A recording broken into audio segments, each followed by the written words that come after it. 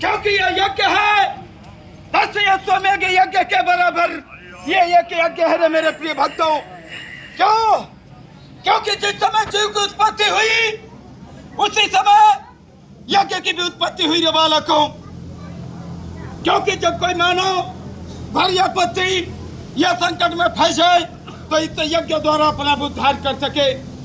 हे मेरे प्रिय भक्तों, मेरे इस यज्ञ के द्वारा धन धान्य ऐश्वर्य शक पुत्र अंततः मोक्ष की भी प्राप्ति होती है रे मेरे प्रिय भक्तों।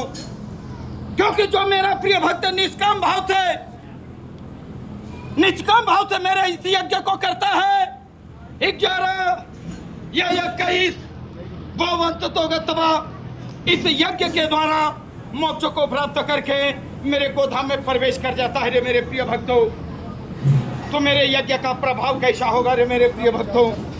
जब इतने कर्मों द्वारा तुम मोक्ष को प्राप्त करके मेरे गोधाम में प्रवेश कर जा रहे हो तो ये मेरे यज्ञ का प्रभाव कैसा होगा रे मेरे प्रिय भक्तों?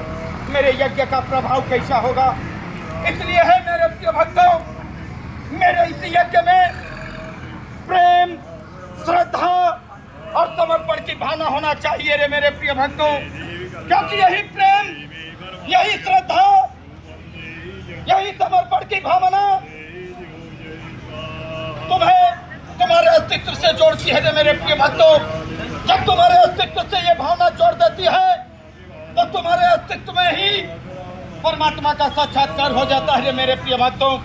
परमात्मा का साक्षात्कार हो जाता है। क्योंकि हे मेरे प्रिय भक्तों, मेरे इस यज्ञ में केवल प्रेम श्रद्धा और समर्पण की भावना होना चाहिए रे मेरे प्रिय भक्तों। यदि तुम प्रेम श्रद्धा और समर्पण की भावना से मेरे इस यज्ञ में तुम जो कामना करोगे मेरे प्रिय भक्तों सो प्राप्त करोगे। ऐसा मेरे यज्ञ का विधान है मेरे प्रिय भक्तों। ऐसा ही मेरे यज्ञ का प्रभाव है। केवल तुम्हें प्राप्त करना है, मैं करूं या न करूं ये तुम पर निर्भर है। क्योंकि अपने अस्तित्व को परम अस्तित्व में जोड़ करके एकदम निसंशय तुम्हें जो मांगना हो मांग लो मेरे प्रिय भक्तों। इस यज्ञ में अवश्य प्राप्त होता है। ऐसा मेरे यज्ञ का प्रभाव है रे मेरे प्रिय भक्तों। इसलिए है मेरे प्रिय भक्तों, मेरे इस यज्ञ में ईर्ष्या, अहंकार, द्वेष की भावना नहीं होना चाहिए रे मेरे प्रिय भक्तों, क्योंकि यही ईर्ष्या, यही अहंकार, यही द्वेष की भावना तुम्हें पतन के मार्ग पर ले जाती है रे मेरे प्रिय भक्तों। पतन के मार्ग पर ले जाकर के दुख के दलदल में ढकेल देती है। और ये दुख तुम्हारा पीछा करती है और तो दुख के जंजाल में उलझ करके अपने आप को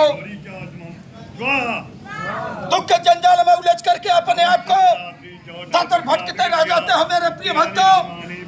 और कुछ नहीं होता रे मेरे प्रिय भक्तों, कुछ नहीं होता, क्योंकि ये दुख तुम्हारा पीछा नहीं छोड़ती, क्योंकि ये तेरे संस्कारों पर निर्भर है, ये तेरे संस्कारों पर निर्भर है। इससे निवृत्त हो जाऊं या ना हूं, ये तुम पर निर्भर है रे मेरे प्रिय भक्तों। सो है मेरे प्रिय भक्तों, तुम मानव हो, तुम कोई मामूली मानव नहीं हो, तुम मानव में श्रेष्ठ हो।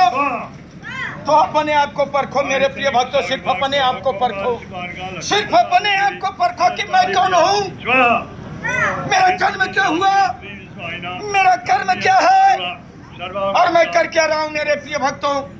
तो मेरा जन्म हुआ तो क्या हुआ रे मेरे प्रिय भक्तों, केवल खाने नहाने तक ही सीमित नहीं है, इससे आगे भी निकलो मेरे प्रिय भक्तों और इससे ऊपर भी उठने की चेष्टा करो मेरे प्रिय भक्तों। जिस दिन इससे ऊपर उठने की चेष्टा करोगे तो उस दिन तुम पूर्णमाना हो जाओगे मेरे प्रिय भक्तों। पूर्णमाना जो तुम्हें ललक होना चाहिए वो ललक नहीं है ना मेरे प्रिय भक्तों। और यही सांसारिक प्रपंच में उलझ करके तुम दिन प्रतिदिन अपने आप को पतन के मार्ग पर ले जा रहे हो और यही पतन तुम्हें नरक के गर्त में ढकेल दे रही है मेरे प्रिय भक्तों, ढकेल दे रही है। और ये दुख, ये सांसारिक पीड़ा, पग पग पर संघर्ष